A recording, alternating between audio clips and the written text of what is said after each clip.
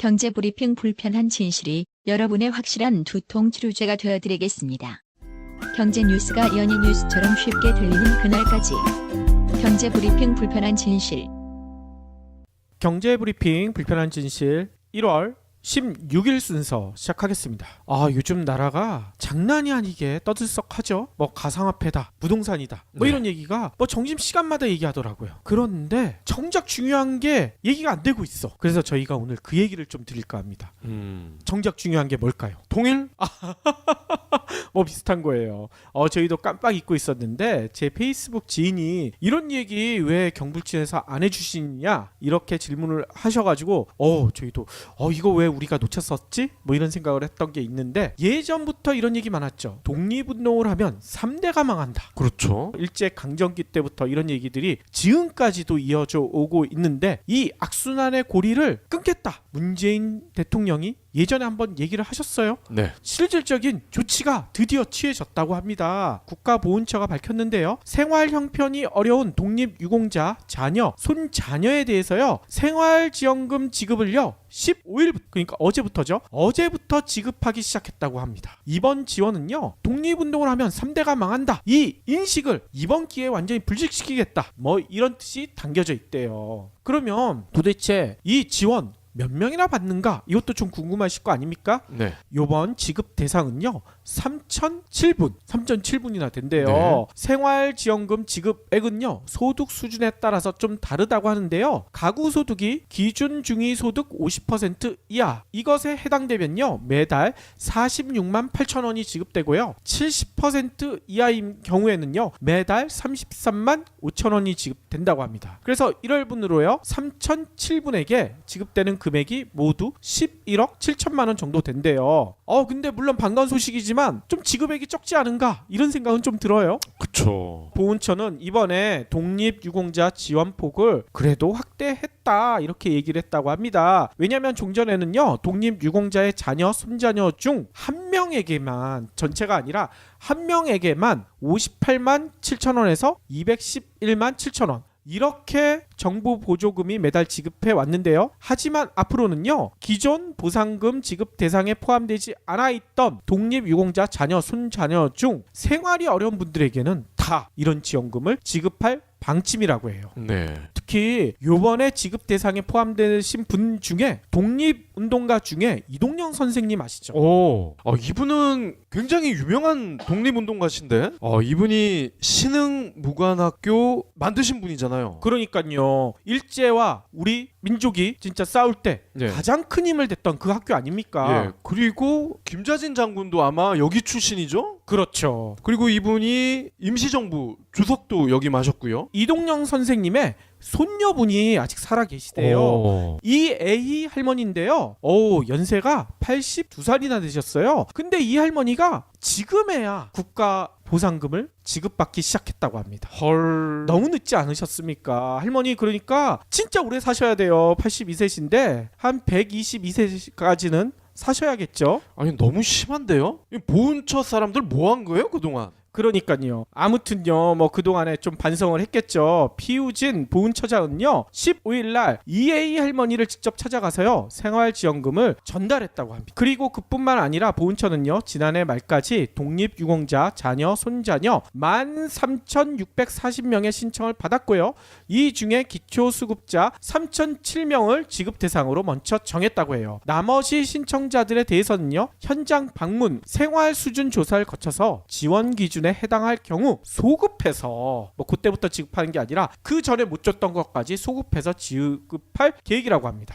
제가 가물가물한 기억을 좀 떠올려 보면 이 이동영 선생은 그 당시에 한국에서 아마 세 손가락 안에 드는 부자였을 거예요. 그렇죠. 근데 이분이 그 많은 돈을 땅 문서겠죠. 뭐 이때는 쌀 이거를 다 현금화를 해서 독립운동을 하기 위해 지금의 만주로 가신 분 아닙니까? 그렇죠. 그래서 안창호, 김구 선생님과 함께 신민의 활동 이것도 열심히 하셔가지고 그때 그 돈을 여기다 다 쓰신 거예요. 그러니까 지금으로 치면 이건희나 최태원 같은 사람이 전 재산을 다 국가에 환원을 한 거잖아. 나라의 독립을 위해서. 그렇죠. 근데 그분들은 딴 데 쓰고 있잖아. 야. 이 어마어마한 분인데 정작 이분의 손녀분은 그동안 이런 연금 혜택을 전혀 못 받은 거 아니에요. 그렇죠. 그리고 요번에 이게 선택된 거 보면 우리나라 중위소득에도 못 미치는 생활을 해오신 거 아니겠습니까? 이런 분한테 우리가 진짜 제대로 된 대우를 해줘야 앞으로 우리나라가 또 이런 어려움에 겪었을 때 우리 민중들이 들고 일어나실 거 아닙니까? 힘을 보탤 거 아닙니까? 아, 이번에 보훈처는 이렇게 하면서도 욕을 먹을 것 같아요, 왠지. 아무튼요, 왜 보훈처가 이렇게 했느냐? 지난해 보상금을 받지 않은 독립유공자 후손 지원을 위해서요, 올해 2018년도 예산에 얼마를 잡아놨느냐? 526억. 이거를 잡아놔서 반영했다고 합니다. 아, 솔직히 이게 적은 돈은 아니지만 아깝다는 생각은 전혀 안 들어요. 네. 이런데 세금 내는 거는 진짜 더 내고 싶다는 생각도 듭니다.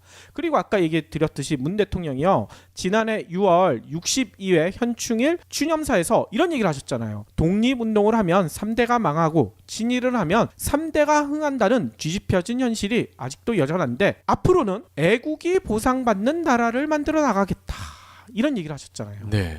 근데 애국을 했던 소방관 분들이 뭐 경찰 조사를 받게 됐다면서 좀 안타까운 현실이죠. 보상 못 받는 것 같은데요. 아예 앞으로 모든 게 한꺼번에 바뀌지 않는다고 하지 않았습니까? 하나하나 바뀌어가는 거죠. 그러면 오늘 꼭 챙겨야 할 경제 브리핑. 아까 오프닝에서도 얘기 드렸지만 가상화폐 이야기가 하루에도 몇 가지씩 막 쏟아지고 있죠. 오늘은요, 김동연 경제부총리 겸 기획재정부 장관이요, 저희 경쟁 프로죠. 거기선 저희를 경쟁이라고 전혀 생각 안 하겠지만 TBS의 김어준의 뉴스공장, 저희 애청자분들 중에서도 들으시는 분들이 많으실 거예요. 경쟁 프로 아닌 것 같은데요. 저희는 경쟁이라고 좀 하고 싶은데 아무튼 좀 묻어가고 싶어서요. 아무튼 여기에 출연하셨대요. 뭐 저희는 요청을 안 드려서 안 그렇죠. 나오셨겠죠. 저희는 요청도 못 드렸을 뿐만 아니라 저희한테는 안 나오셨네요. 출연료를 못 드려요. 맞아요. 그러면 김어준은 출연료를 주시나요? TBS에서 주죠. TBS에서 주나요? 그런가? 여기에 출연을 하셔서 이런 얘기를 하셨다고 합니다. 최근 가상화폐에 대해서 정부 입장이 엇갈리고 있다, 이런 얘기를 하니까 김 부총리는요, 가상화폐 거래소 폐쇄도 아직 살아있는 옵션이다, 이런 얘기를 하셨대요. 네. 그러면서 조속히 종합 대책을 마련하겠다, 이런 얘기를 한다는 거죠. 가상화폐에 대해서 비이성적인 투기가 많이 있는데 어떤 형태로든 합리적인 규제가 필요하다는 게 정부의 입장이다, 이런 설명을 했다고 합니다. 네. 또 김 부총리는요, 거래소 폐쇄에 대해서 김어준 총재가 물어보니까 거래소 폐쇄 후 음성적 거래 문제나 해외 유출 문제 등 반론도 만만치 않은 거 알고 있다. 하지만 이 부작용을 줄이기 위해서 정부 내에서 정말 빡세게 서로 간에 논의를 할 예정이다, 이런 얘기를 하셨대요. 부총리가 빡세게 이런 말을 했어요? 빡세게란 얘기를 하셨더라고요. 오. 그러면서요, 문제는 합리적 규제의 수준, 어느 정도가 합리적이냐, 이거에 대해서 빡세게 논의를 해야 된다는 얘기인 거죠. 이 수준인데 전 세계적으로 여기에 대해 통일된 글로벌 스탠다드가 아직은 없다. 따라서 과세를 한다든지 실명제를 포함한 구체적 방안 논의하고 있다, 이렇게 설명했다고 합니다. 김 부총리는 여기에 더해서 조속한 시일 내에 진지하면서도 국민이 보고 거기에 따라 행동할 수 있는 종합 대책을 내놓을 예정이다. 정부가 가상화폐 대책과 관련해 규명하고 일관된 메시지를 주지 못한 거에 대해서는 송구하게 생각한다, 이런 말도 덧붙이셨대요. 그러면서 이런 질문도 했었나 봐요. 비트코인 등락 폭락이 정부 책임 아니냐, 정부가 너무 늦장 대응했기 때문이 아니냐, 이런 지적에 대해서는 어떻게 생각하시느냐 물어봤더니 김 부총리는 이런 얘기를 했대요. 비트코인에는 비이성적 투기가 분명히 있다. 이는 정부가 사전적으로 충분히 좋은 대책을 만들지 못해 나타난 현상이라는 측면에서 반성할 점이 있다고 생각하는데, 그렇지만 투기는 개인의 책임이다, 이렇게 선을 그으셨대요. 네. 투기성은 규제하고 국민들에게 상당한 리스크가 있다는 것을 많이 알리고, 블록체인, 이 가상화폐 근본 기술이죠. 이 블록체인에 대해서는 기반 기술로서 4차 산업혁명을 선도할 수 있는 부분이 있는지 균형 잡히게 보겠다는 시각이다, 이런 얘기를 하셨다고 합니다. 김동연 부총리가 저희 스튜디오에 도청장치 탄 게 아닌가, 이런 생각도 들어요. 왜요? 왜냐면요, 이 블록체인 기술에 대해서 저희가 내일 자세하게 설명드릴 예정이거든요. 누가요? 누가 하겠습니까? 뭐 이 PD 박 PD가 돌아서 같이 하겠죠. 아무튼 블록체인 이야기는 내일 가상화폐가 아니라 블록체인 기술에 대해서 저희가 한번 살펴볼 예정이고요. 저는 이 김동연 부총리, 김원준 총수와 이야기 나눈 것을 듣다 보니까요. 어제 저녁 JTBC 뉴스룸에서 손석희 앵커가 했던 말이 좀 기억이 나더라고요. 보신 분들도 많으실 텐데 살짝 전해드리자면 이런 이야기를 하셨죠. 요즘 세간의 시선은 비트코인에 쏠려 있습니다. 급등과 급락을 반복하고 일각에서는 우려와 비난마저 나오고 있습니다. 흑수저와 금수저라는 사회 구조적 문제까지 맞물려 있습니다. 이 이유가 뭐겠습니까? 성실히 모은다 한들 쉽게 모이지 않는 청년의 현실. 그렇기 때문에 일확천금이라도 꿈꿔보고 싶은 기대, 이거에 있지 않은가. 이 사실 모르지 않습니다. 이런 얘기까지 하셨어요. 그런데 손석희 앵커는요, 사적으로 이런 얘기를 했죠. 가상화폐 시장이 흑수저들의 마지막 탈출구다는 이야기가 있는데, 또 일각에서는 가상화폐 시장은 흑수저의 돈을 빼앗아 흑수저에게 몰아주는 구조다, 이런 지적도 있다는 거. 네. 이것도 우리가 명심해야 합니다. 이런 얘기를 하셨다는 거죠. 얼마 전에 논란이 됐던 유시민 전 장관과 정재승 교수의 논란 측면에서 유시원 전 장관과 좀 궤를 같이 하는 발언인 것 같아요. 그렇죠. 아니 근데 손석희 앵커도 이 가상화폐 가지고 우리가 노릴 게 아니라 가상화폐가 가지고 있는 그 기술 블록체인에 대해서 우리가 그거에 대해서 논의를 안 하고 있다, 이런 지적도 들어있거든요. 그 내용을 저희가 내일 좀 더 심도 있게 전해드릴까 합니다. 그러니까 내일 방송도 많이 기대해 주세요. 다음 소식입니다. 코픽스 금리가 오르면서 시중은행의 변동금리형 주택담보대출 금리도 일제히 뛰어오릅니다. 16일 은행권에 따르면 은행연합회는 신규 취급액 기준 코픽스를 1.77%에서 1.79%, 0.02%포인트, 잔액 기준은 1.66%에서 1.70, 0.04%포인트 올렸습니다. 어이고. 국민은행, 신한은행, 우리은행, 하나은행, 농협, 주요 시중은행은 이날부터 코픽스 연동 주택담보대출 금리를 인상하는데요. 신한은 신규 취급액 기준 코픽스 연동 담보대출 금리를 15일 3.12에서 4.43%였는데 16일 3.14에서 4.45%로 0.02%포인트 올렸습니다. 어허. 우리은행도요, 같은 기간 코픽스 연동 대출 금리 4.17에서 4.17이었다가 3.19에서 4.19, 잔액 기준 연동 금리는 3.06에서 4.06이었는데 3.10에서 4.10%로 상향 조정을 했네요. 이렇게 금리를 다 올리면 주택담보대출도 이 금리가 엄청 올랐을 것 같은데요. 그렇죠. 저금리가 이어지면서 작년만 해도 은행에서 코픽스를 기준으로 하는 담보대출 상품은 최저 2%대 금리로 가능했거든요. 하지만 이렇게 코픽스가 오르면서 하나, 국민, 우리는 3%대로 담보대출 금리를 올렸어요. 어허. 신한도 지난달 2%대 금리 상품이 있었지만 잔액 기준 상품의 가상금리를 2.35에서 2.4로 0.05%포인트 올리고 코픽스도 오르면서 2%대 상품이 사라졌습니다. 아이고. 대출 금리는 오르는데 막상 저금을 하려고 보면 정기예금이나 이런 금리는 아직도 2% 초반도 안 돼요. 네. 아직도 1%대도 있더라고요. 뭐 왜 그러겠어요. 은행 지들이 많이 먹으려고 하는 거지. 그러니까 예대 맞은 장사만 너무 열심히 하는 것 같아요. 이렇게 예대 맞은 쭈렌 은행이 하나만 나왔으면 마구마구 몰아줄 텐데 그러니까요. 왜 그런 용기를 내는 은행은 없을까요? 그나마 카카오뱅크가 좀 비슷하게 가고 있긴 한데 카카오뱅크의 정기예금 금리도 아직은 뭐 2% 초반대에 머무르고 있더라고요. 네. 좀 많이 올려주시면 좋을 것 같은데요.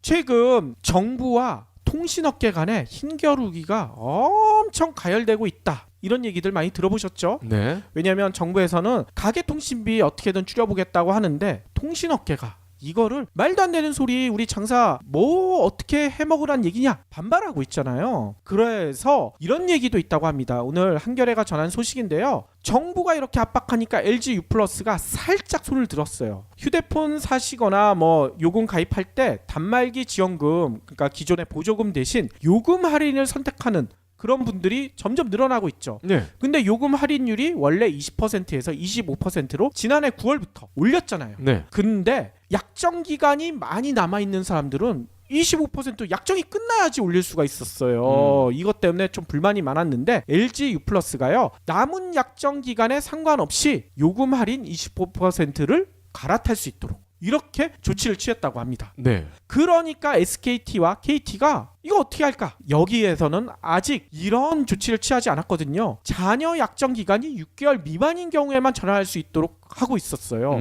그렇기 때문에 소비자들이 불만을 쏟아내고 있다고 합니다. 가입자를 봉취급하는 거 아니냐. 이동통신시장 요금 인하 경쟁이 실종된 것이 여기서도 드러난다. 이런 지적들이 나오고 있다는 거죠. 실제로 LG U+는요. 지난 15일 어제부터죠. 요금 할인율이 25%로 상향 조정되기 전에 단말기 지원금 대신 요금 할인을 선택해서 20%만 할인받고 있던 가입자들에게 남은 약정 기간 상관없다. 위약금도 물지 않겠다. 25% 갈아타시라.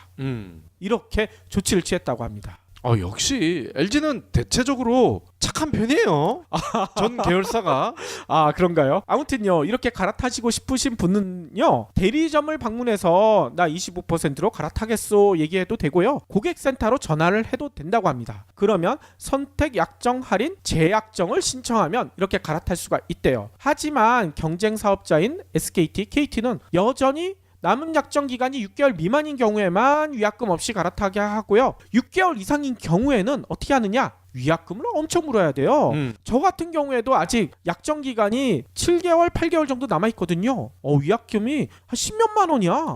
이걸 어떻게 갈아타? 그래서요, 한겨레에 따르면요, 한겨레가 분석했나봐요. SKT, KT 가입자 가운데 지난해 9월 이전에 선택 약정 할인 약정을 맺은 고객들은요, LG U+ 가입자보다 요금을요 다달이 5%나 더 내고 있는 꼴이라는 겁니다.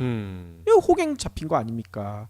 과학기술정보통신부에 따르면요, 단말기 지원금 대신 요금 할인을 선택한 이동통신 가입자는요, 지난해 12월 기준 무려 1,818만 명에 달한대요. 이 가운데 25% 요금 할인을 받는 가입자 몇 퍼센트나 되나? 이게 다 거의 한 절반 이상? 한 7, 80%가 이 할인을 받아야지 정상 아닙니까? 근데 지난해 12월까지 30%밖에 이걸 못 받고 있대요. 네. 아까 얘기했던 약정 이것 때문이라는 거죠. 그런데 이 얘기를 하면 이동통신 업계 관계자들은 이런 하소연을 한다고 합니다. 약정 기간에 관계없이 아까 LG U+처럼 요금 할인을 25%로 갈아타게 해버리면 가입자들이 추가로 얻는 요금 인하 효과가 최대 2천억 원대에 달한다. 이거 누가 내는 돈이냐? 자기들이 물어야 된다. 이렇게 하소연한다는 거예요. 가입자 점유율로 이렇게 계산을 해보면 SKT는 약 1,000억 원, KT는 600억 원, LG U+는 400억 원. 이 정도를 더 자신들의 이익에서 제해야 된다는 거죠. 그런데 LG U+는 이 400억 원을 과감히 포기하고 소비자들한테 혜택을 돌려주고 있는 거 아닙니까? 그래서 업계와 소비자에서는요, SKT와 KT의 행태를 가입자를 호갱 취급한다. 이렇게 지적하고 있다고 합니다. 네. 근데 엄밀히 말하면 이만큼의 돈을 자기네들이 내는 게 아니라 원래 이렇게 받아야 되는 거를 안 받는 것 뿐이잖아요. 그러니까요. 근데 기업하는 사람들 입장에서는 어차피 들어온 돈 다시 나가게 되면 아깝다 이런 생각이 너무 많이 드나 봐. 근데 이렇게 한번 돌려주게 되면 소비자들이 어떻게 생각하겠습니까? 내가 사용하는 이 통신사 진짜 착한 회사네. 더 오랫동안 이용해야 되겠네. 이런 생각 들지 않겠어요? 너무 짧게 보는 것 같다는 생각이 들어요. 네. 거기다가 저는 이 논란을 보면서요, 아까도 정부와 이동통신사 간의 힘겨루기 이게 있다고 했잖아요. 아니 왜 힘을 겨룹니까? 정부에서 좀 더 강력하게 조치 취하면 되지 않을까요? 이통사의 눈치를 보고 있는 것 같아. 네. 이렇게 비양심적인 기업이랑은 겨루기를 할 이유가 없는데. 그러니까요. 그러면 오늘 섹션 시작할 텐데요. 오늘은 박 PD가 저희 애청자분이 남겨놓으신 질문에 답을 하는 날이에요. 예, 맞춤형 방송이죠. 그러니까요. 저 애청자분 중에서 강남에서 횡행하고 있는 자전거래 이거를 모르는 국민들이 너무 많은 것 같다. 그렇죠. 안타깝다. 요거를 좀 전해달라 이렇게 요청을 하셨어요. 자전거래라고 해서 오토바이래 하면 안 되나? 좀 재미없는데요. 예, 자전거랑 오토바이는 좀 라임이 안 맞네. 이걸 찾아봤더니 원래는 이 주식 용어라고 합니다. 아하. 증권회사가요, 같은 주식을 같은 가격으로 같은 수량의 매수 주문을 내서 매매 거래를 체결하는 거. 어. 그러니까 자가 발전 뭐 이런 개념이에요. 주로 기업이 장부 가격을 현실화하기 위해서 보유 중인 주식을 판 뒤에 곧바로 같은 가격, 같은 수량으로 지가 되사는 거야. 아, 그래요? 또는 그룹 계열사들끼리 지분을 주고 받는 방식도 있다고 해요. 아하. 어차피 오너 입장에서는 자가 발전이죠. 그렇군요. 한마디로 동일 투자자가 거래량을 부풀리기 위해서 혼자 매도도 하고 매수도 하고 북치고 장구치고 다 한다는 얘기예요. 아니 보통 주식에서는 이런 얘기 하잖아요. 거래량이 늘어나면 주식 가격도 올라간다. 이게 가격 끌어올리기 위한 꼼수로 사용되지 않을까 이런 생각도 드는데요. 그렇죠. 저희가 유한타와 함께했던 주식 방송 어서와 주식은 처음이지에서 박 대리가 강조한 게 수급 아닙니까? 수급. 그러니까요. 네. 그놈의 수급을 따와라. 이때 그 수급이 아니죠. 이거는 공급 물량, 뭐 거래량 이런 걸 뜻하는데 그만큼 이 수급이라는 팩터가 중요하기 때문에 이거를 자가 발전할 니즈가 커진다는 겁니다. 아니 그러면 부동산에서도 이 주식과 비슷한 자전거래가 있다는 얘긴 거죠? 그렇습니다. 증권회사가 뭡니까? 어차피 에이전트 아니에요? 주식을 사고 싶은 사람, 팔고 싶은 사람 요 가운데 딱 서가지고 이 두 사람을 맺어주는 거 아니에요? 그렇죠. 부동산도 딱 그런 역할을 하는 분들이 있죠. 예전에는 복덕방, 요즘은 공인중개사 뭐 이렇게 표현을 하죠. 그렇죠. 근데 보통 일반인들은 그냥 부동산이라고 표현을 하죠. 자, 그러면 아파트 자전거래, 주식의 자전거래와 거의 똑같습니다. 최근에 서울 강남권에서 주택 거래는 적은데 시세가 비정상적으로 오르는 과열 현상이 계속되고 있죠. 그렇죠. 이게 문제가 있으니까 정상이 아닌데 가격이 계속 오른다. 뭔가 꼼수가 있다는 거 아닙니까? 근데 조금 들여다봤더니 자전거래일 가능성이 매우 크다는 겁니다. 이른바 작전 세력들이 부동산 실거래가 공개 시스템의 허점을 이용을 해서 집값을 조작하고 있다. 이러한 지적이 나오고 있는 거죠. 아, 저희가 인터넷으로 실거래가 이거 볼 수가 있잖아요. 그렇죠. 그 시스템에 허점이 있다는 얘기예요. 허점이 어마어마합니다. 자, 그러면 자전거래 이 자가 발전을 한다는 것 같은데 어떻게 하는지 그 메커니즘이 궁금하실 겁니다. 근데 의외로 간단합니다. 3명만 있으면 끝나요. 3명. 부동산 업자 1명, 매도자 역할을 하는 사람 1명, 매수자 역할을 하는 사람 1명. 요 3명이서 짜고요. 시세 10억짜리 아파트를 12억에 거래한 것처럼 계약서를 씁니다. 2억을 뻥튀기 했죠? 자, 근데 증거가 있어야 될 거 아니야? 그렇죠. 그래도 뭔가를 믿게 만들려면은 계약금 요거를 실제로 매도자, 매수자가 계좌 이체를 합니다. 아하. 이때 부동산 업자는요, 이 계약서를 근거로 또 계약금을 계좌로 이체했다. 이거를 근거로 국토부에 실거래가를 12억으로 신고를 해서 등록을 합니다. 신고 뒤에 이 매수자가 배우가 됩니다. 어떤 배우가 되느냐? 나 급한 사정이 생겼어. 이 계약 취소해야 될 것 같은데 연기를 리얼하게 합니다. 물론 지들끼리 하는 거기 때문에 대충 하겠죠. 발연기를 하겠죠. 이때 매도자는 또 연기자로 변신을 합니다. 아주 친절하게 어이구 급한 사정이 있었어요. 그러면 저도 1억 돌려드릴게요. 이런 착한 매도자가 있을까요? 실제 세상에서? 아니 계약금 보통 안 돌려주잖아요. 그렇죠. 먹으라고 하는 게 계약금 아니에요? 그러니까요. 근데 먹지도 않고 친절하게 100% 전액을 돌려줍니다. 아니 그러면 계약금을 돌려주게 되면 그때 실거래 신고한 거 그것도 취소해야 되잖아요. 자, 근데 이때 업자는요, 국토부에 실거래가 취소 신청을 하지 않는 거죠. 이거 신청 안 해도 돼요? 그래야 실거래가 기록이 남게 되니까. 결국 이것저것 다 따지고 보면 실제 거래는 없죠. 실제 거래는 빵입니다. 다만 실거래가 사이트에는 이 12억이 찬란하게 빛나고 있는 거죠. 아하. 대단하지 않습니까? 셋이서 잠깐 장난 좀 쳤을 뿐인데 연기 학원생보다 못한 수준의 연기를 했을 뿐인데 2억이 올랐네? 2억 벌기 참 쉽죠. 아이고.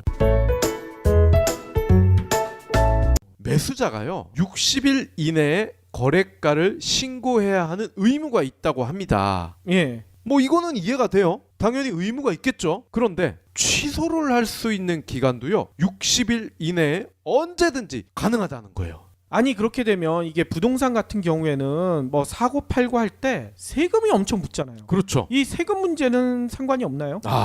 아주 좋은 질문을 하셨습니다. 그런데요, 안타깝게도 이 60일 이내에 취소를 할 수가 있잖아요. 취소를 하게 되면요, 취등록세를 내지 않아도 됩니다. 아 그래요? 즉 실제 거래가 있든 없든 일단 실거래가를 신고함과 동시에 취등록세를 그때부터 만약에 매겼더라면 이런 장난을 하기가 어렵겠죠. 어허. 그러니까 지금 이 실거래 등록 여기에 벌써 커다란 구멍이 두 개가 있는 거예요. 아니 그러니까 우리가 보통 인터넷 포털이나 아니면 부동산 사이트 같은 데 보면 실거래가 확인 뭐 이렇게 마크가 붙어 있잖아요. 그렇죠. 그것조차 믿기가 힘들다 이런 얘기겠네요. 맞습니다. 그런 게 자전거래일 가능성이 작지 않다는 거죠. 어허. 이 PD님도 이제 부동산 이런 데서 시세를 알아보셨거나 아니면 네이버와 같은 데서도 시세가 보이잖아요. 그렇죠. 근데 그런 경우가 가끔 있습니다. 같은 물건인데 8개의 물건이 나와 있어요. 근데 7개는 8억 원인데 딱 하나가 9억 5천이야.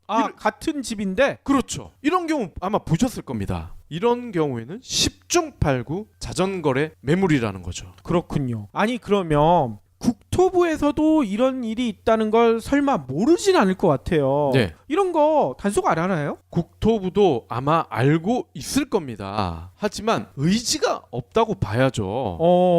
이런 허점이 커다란 허점이 두 개나 있는 이 현행 시스템 얼마든지 악용을 할 수 있다는 사실을 예전부터 알고 있었을 거예요. 예. 그리고 실제로 박근혜 정부였나? 이때 당시 야당 의원이요, 이 실거래가의 구멍에 대한 보완 수정할 수 있는 법을 입법을 하려고 노력을 했거든요. 근데 당시 여당 의원들이 이거를 무산을 시켰어. 이게 무산시킨 데가 자유한국당이죠? 그렇죠. 그 당시에 새누리였죠. 어허. 왜 그랬을까? 그러니까요. 걔들이 아마 강남에 여러 채를 보유하고 있었을 가능성이 매우 크겠죠. 그러니까 아니 이렇게 자전거래 한 사람들은 이거 시장 자본주의 시장 논리 자체를 원리 자체를 붕괴시키는 사람 아닙니까? 그렇죠. 시장을 교란시키는 건데 이런 사람들은 진짜 벌금 세게 때리고 뭐 좀 심한 경우에는 감옥에 잡아 가둬놔야 되는 거 아니에요? 네. 좀 더 의심을 해보면은 뭐 정권이 바뀌었다곤 하지만 뭐 국토부든 세종시든 한자리 하는 공무원들은 그대로일 거 아닙니까? 이명박근혜 시절 때부터 내려오선 사람들이다. 그렇죠. 자기네 명의의 집이 여러 채 있으면 글쎄요, 이걸 굳이 건드리고 싶진 않겠죠. 근데 이제부터는 건드려야 될 겁니다. 왜냐면 저희가 경불진에서 이걸 얘기하고 있기 때문에 저희 애청자분들이 가만히 있지 않을 거예요. 국토부 홈페이지에 이런 자전거래 니네 모르고 있느냐? 항의를 하셔야 돼요. 네. 자, 그리고 이와 비슷한 자전거래가 또 있잖아요. 우리가 아파트 분여회라든지 뭐 입주자 회의 이런 데서 비일비재하게 이런 일이 일어납니다. 얼마 이하로 팔면 가만두겠어. 그렇죠. 이런 거. 지옥까지 쫓아간다. 그러면 막상 어차피 이 다수의 의견을 따르는 게 금전적으로 봤을 때는 손해보진 않잖아요. 그렇죠. 좀 더 싸게 팔고 싶지만 어쨌건 손해를 보는 건 아니기 때문에 암묵적으로 동의를 하게 된다는 거죠. 이것도 어떻게 보면 넓은 의미의 자전거래라고 할 수가 있겠죠. 그럴 수 있겠네요. 자, 근데 문제는요, 이렇게 3명이 연기를 했을 뿐인데 2억이 올라갔어. 그러면 이거를 보고 또 비트코인을 해서 갑자기 떼돈을 본 사람이 있을 거 아니야. 야, 이 비트코인 해보니까 내가 정말 피가 마른다. 나도 이참에 좀 편안하게 살고 싶다. 이런 사람들은 결국 강남에 집을 사게 된단 말이에요. 그러면 이런 순식간에 2억 원이 오른 아파트 덥석 물게 된다는 거야. 아하. 이렇게 피를 보는 사람들이 연쇄적으로 나올 수밖에 없다는 거예요. 그렇군요. 자, 근데 이 자전거래 이야기를 하니까 또 일부 보수 언론에서는 이런 물타기 기사를 씁니다. 그거 말도 안 되는 비현실적인 소설이다. 언제나 보면 비현실적인 소설이 현실이 돼버렸잖아요. 네. 박근혜 최순실 그 소설이라고 다 그랬지. 그치. 처음에는. 뭐가 소설이냐? 중개업자들을 동원합니다. 그러면서 이분들이, 이 기자들이 이제 질문을 하죠. 요즘 몇몇 세력들이 일각에서 자전거래 때문에 강남 집값이 올랐다고 하는데 이거 어떻게 생각하느냐? 부동산 업자들이 조작을 한다는데, 그러면 여기에서 동원한 그 부동산 사장님들이 이런 얘기를 하는 거예요. 그거 완전 소설입니다. 말도 안 됩니다. 그거 누가 했던 얘기네. 네. 집값이 오르면 집주인이 좋지, 우리는 좋은 거 하나도 없어요. 왜 좋은 게 없어요? 물어보면은 우리는 오히려 집값이 올라버리게 되면은 사고 싶었던 사람이 비싸서 집을 못 사기 때문에 거래가 줄어들어요.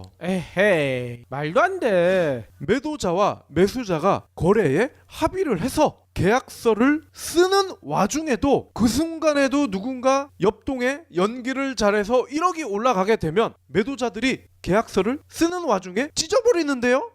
우리가 어떻게 돈을 벌어요? 이 답답한 기자 양반아 라고 얘기를 한다는 겁니다. 어떻게 생각하세요? 그 기자 양반도 같이 짜고 치는 고수도비겠죠. 이게 말이 안 되는 이유를 설명을 드릴게요.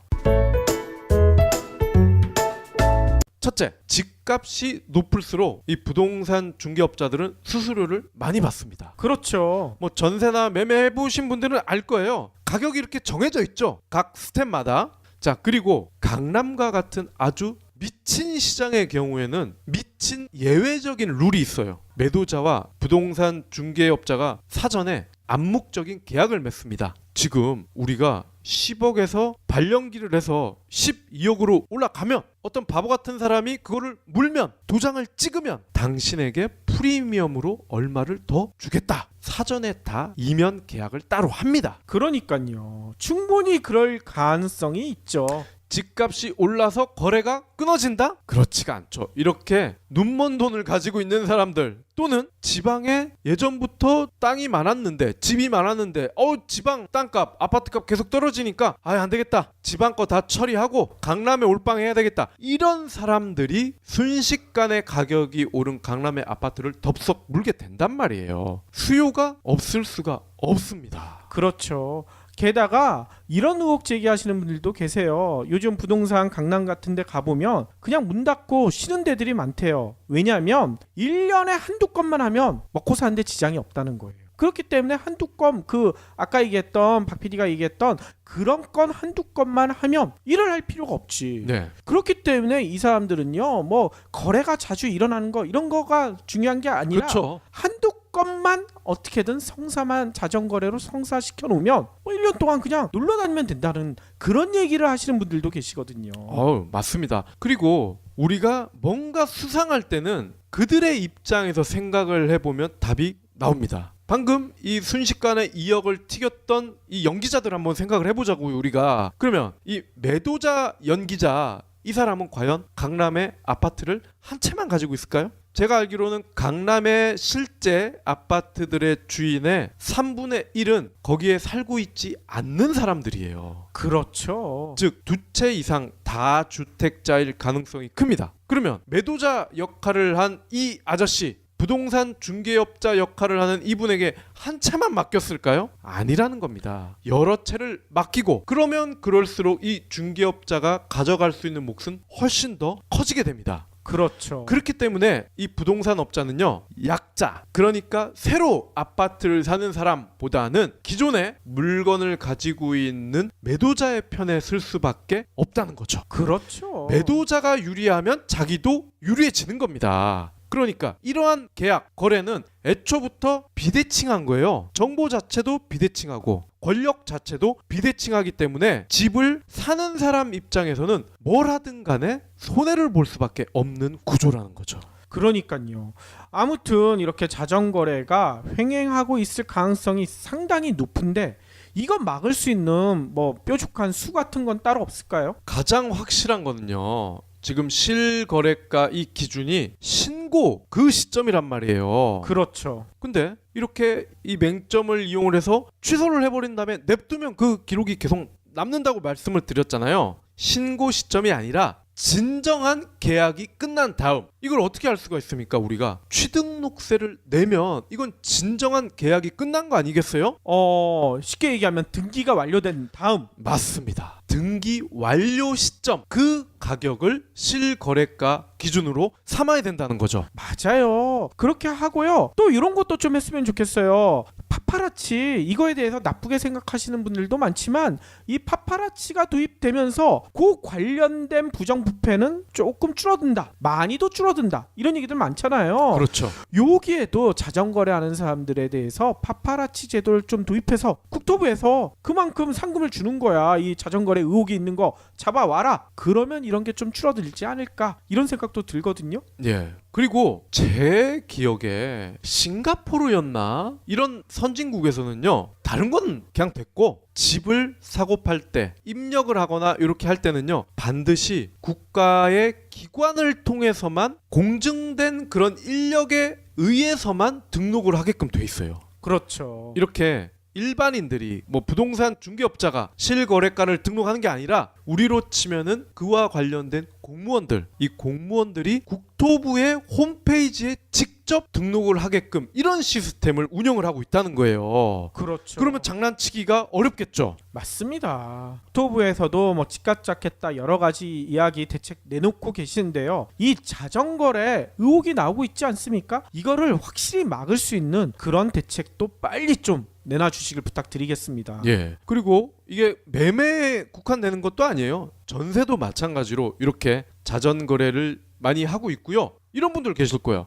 나는 이번에 실제로 집을 사거나 전세를 할 때 오히려 부동산 그 사장님이 깎아서 계약을 해주던디? 당신네들 말 못 믿겠는데? 그거는 자전거래를 할 필요가 없는 강남이 아닌 특히 지방인 경우 그거는 해당이 충분히 되는 팩트인 거죠. 그렇죠. 거기는 그렇게 합리적인 가격을 중개인들이 조정을 해줘야 거래가 일어나기 때문에 지극히 정상적인 시장이기 때문에 그런 메커니즘이 가능한 겁니다. 맞습니다. 그러니까 저희가 지금 의혹 제기하는 것은 뭐 전체 부동산이 다 그렇다는 얘기가 절대 아니고요. 일부 지역에서 이런 의혹이 있으니까 여러분들 그런 의혹 잘 알고 계셔야 혹시나 함정에 빠지는 그런 것을 예방할 수 있지 네. 않겠습니까? 그런 의미에서 전해드리는 거니까요. 한번 생각해 보시면 좋을 것 같습니다.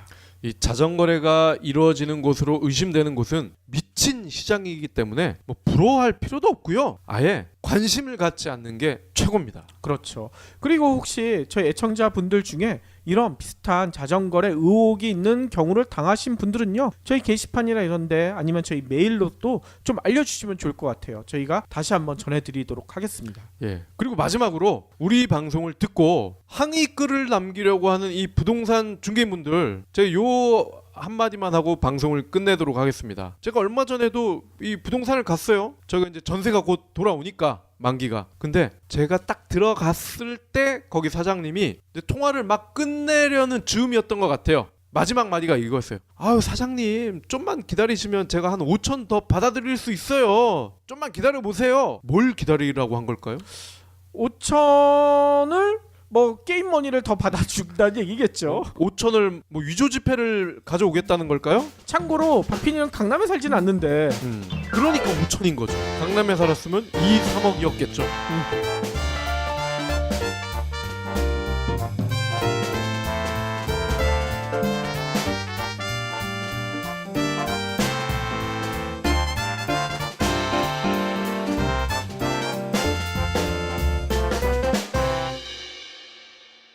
경제브리핑 불편한 진실 완주해 주셔서 감사합니다.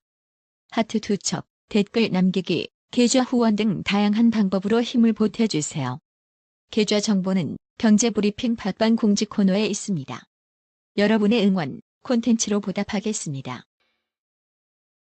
신민의 활동 이것도 열심히 하셔가지고 그때 그 돈을 여기다 다 쓰신 네. 거예요. 그러니까 지금으로 치면 이건희나 최태원 같은 사람이 전 재산을 다 국가에 환원을 한 거잖아. 나라의 독립을 위해서. 그렇죠. 근데 그분들은 딴 데 쓰고 있잖아. 야, 이 어마어마한 분인데 정작 이분의 손녀분은 그동안 이런 연금 혜택을 전혀 못 받은 거 아니에요. 그렇죠. 그리고 야. 요번에 이게 선택된 거 보면 우리나라 중위소득에도 못 미치는 생활을 해오신 거 아니겠습니까? 이런 분한테 우리가 진짜 제대로 된 대우를 해줘야 앞으로 우리나라가 또 이런 어려움에 겪었을 때 우리 민중들이 들고 일어나실 거 아닙니까? 힘을 보탤 거 아닙니까? 아, 이번에 보훈처는 이렇게 하면서도 욕을 먹을 것 같아요, 왠지.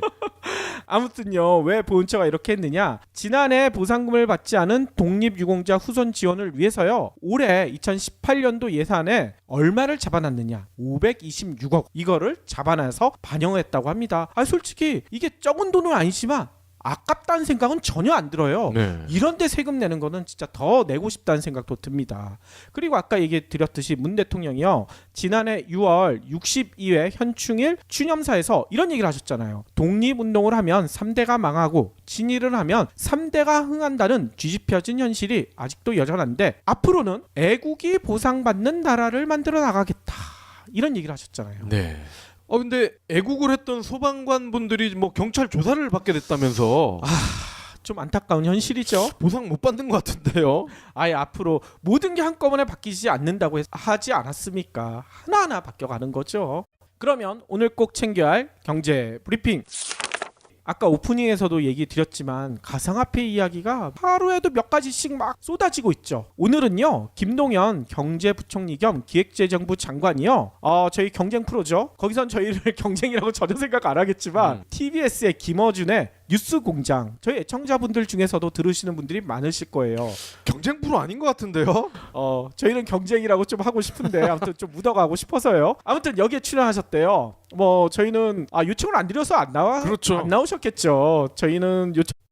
경제 브리핑 불편한 진실이 여러분의 확실한 두통 치료제가 되어드리겠습니다. 경제 뉴스가 연예 뉴스처럼 쉽게 들리는 그날까지. 경제 브리핑 불편한 진실.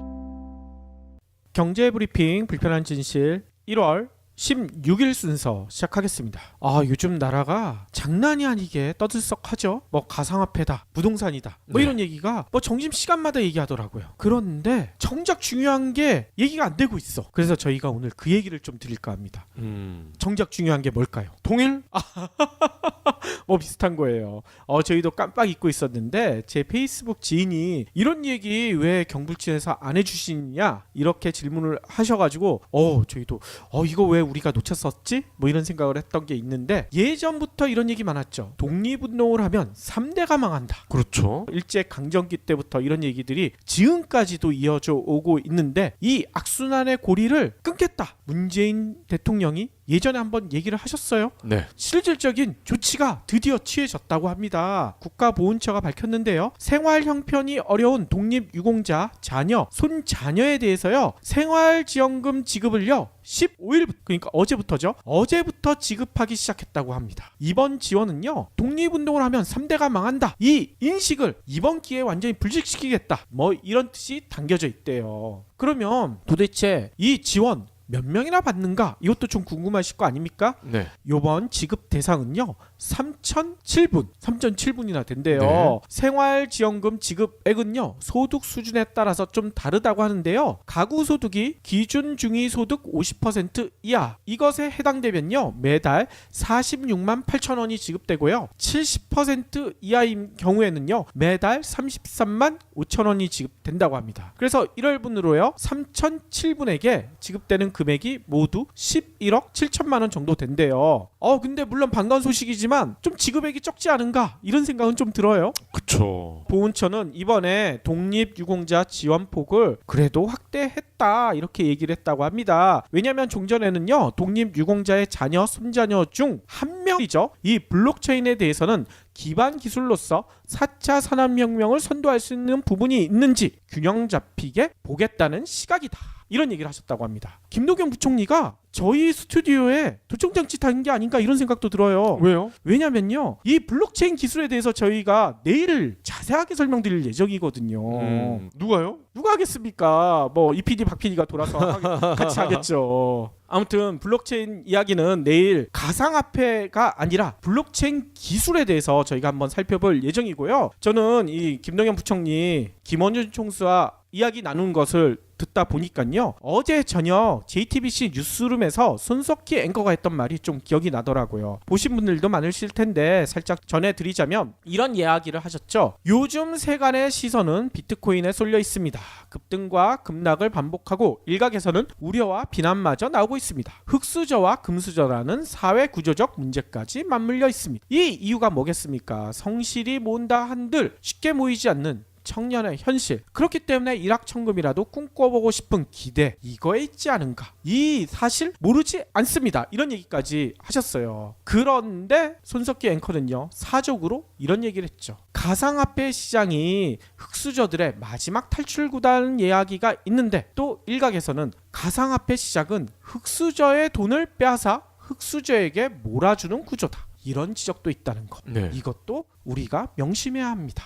이런 얘기를 하셨다는 거죠. 얼마 전에 논란이 됐던 유시민 전 장관과 정재승 교수의 논란 측면에서 유시원 전 장관과 좀 궤를 같이 하는 발언인 것 같아요. 그렇죠. 아니 근데 손석희 앵커도 이 가상화폐 가지고 우리가 노릴 게 아니라 가상화폐가 가지고 있는 그 기술, 블록체인에 대해서 우리가 그거에 대해서 논의를 안 하고 있다, 이런 지적도 들어있거든요. 그 내용을 저희가 내일 좀 더 심도 있게 전해드릴까 합니다. 그러니까 내일 방송도 많이 기대해 주세요.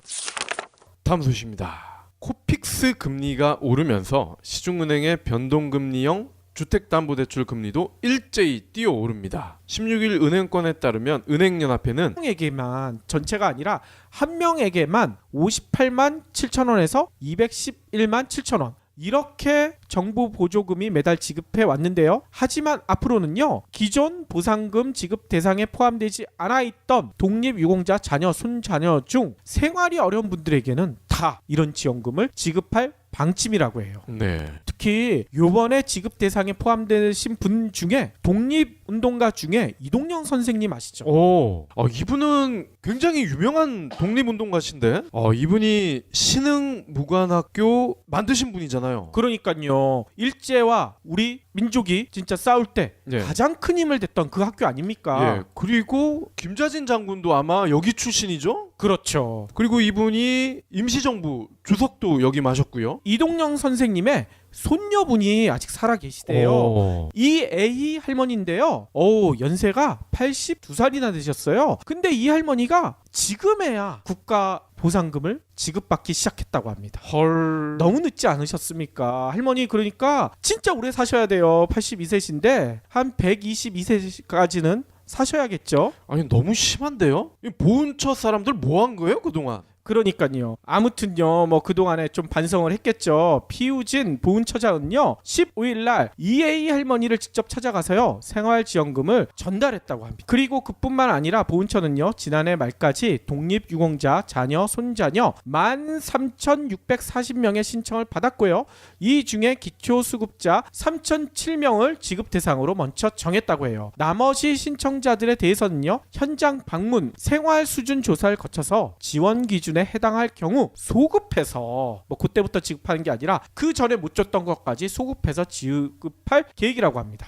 제가 가물가물한 기억을 좀 떠올려 보면 이 이동영 선생은 그 당시에 한국에서 아마 세 손가락 안에 드는 부자였을 거예요. 그렇죠. 근데 이분이 그 많은 돈을 땅 문서겠죠. 뭐 이때는 쌀 이거를 다 현금화를 해서 독립운동을 하기 위해 지금의 만주로 가신 분 아닙니까? 그렇죠. 그래서 안창호, 김구 선생님과 함께 정도 못 드렸을 뿐만 아니라 저희한테는 안 나오셨네요. 출연료를 못 드려요. 맞아요. 그러면 김어준은 출연료를 주시나요? TBS에서 주죠. TBS에서 주나요?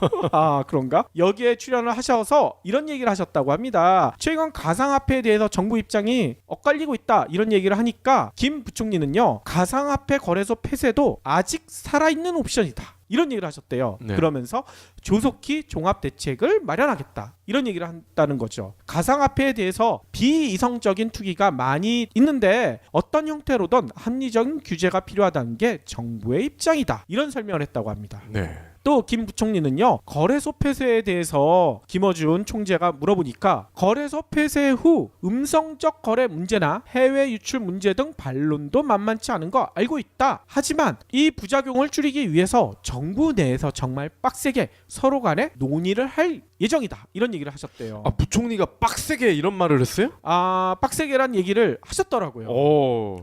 그러면서요, 문제는 합리적 규제의 수준, 어느 정도가 합리적이냐, 이거에 대해서 빡세게 논의를 해야 된다는 얘기인 거죠. 이 수준인데 전 세계적으로 여기에 대해 통일된 글로벌 스탠다드가 아직은 없다. 따라서 과세를 한다든지 실명제를 포함한 구체적 방안 논의하고 있다. 이렇게 설명했다고 합니다. 김 부총리는 여기에 더해서 조속한 시일 내에 진지하면서도 국민이 보고 거기에 따라 행동할 수 있는 종합 대책을 내놓을 예정이다. 정부가 가상화폐 대책과 관련해 규명하고 일관된 메시지를 주지 못한 거에 대해서는 송구하게 생각한다. 이런 말도 덧붙이셨대요. 그러면서 이런 질문도 했었나 봐요. 비트코인 등락, 폭락이 정부 책임 아니냐, 정부가 너무 늦장 대응했기 때문이 아니냐, 이런 지적에 대해서는 어떻게 생각하시느냐 물어봤더니 김 부총리는 이런 얘기를 했대요. 비트코인에는 비이성적 투기가 분명히 있다. 이는 정부가 사전적으로 충분히 좋은 대책을 만들지 못해 나타난 현상이라는 측면에서 반성할 점이 있다고 생각하는데, 그렇지만